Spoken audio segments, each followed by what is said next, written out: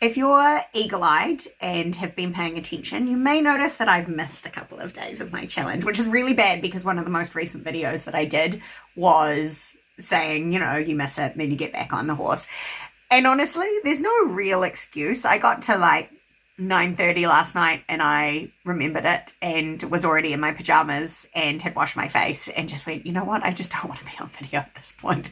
Probably could have posted something else, but I also felt like I had nothing to share. And I think that's what I'm really feeling like with this is part of me wishes I'd left the challenge until maybe next month when I had more time to focus on my speaking business. But also when I started it, I didn't know that I was going to have a big issue come up with a client for Intelligent Ink and end up having to spend hours and hours on an edit that I wasn't expecting to do.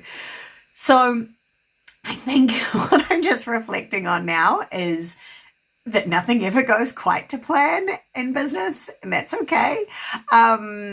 I will be spending some time tonight and Sunday night working on the content for the webinar that I'm running on Tuesday, which is around like the book process and what's actually involved in the book process, which if you want to go to that, then I'll pop the link in the comments or in the bio.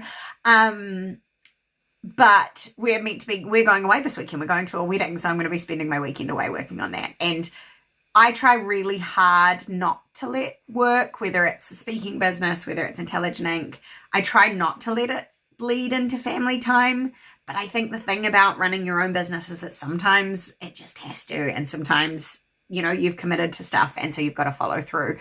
So no real progress on the speaking, although I have just found a date in my calendar. I've got a little big wall calendar over there that has all of my, all the dates for different webinars that I'm running and the workshops that I'm running and different dates for events and speaking and things like that.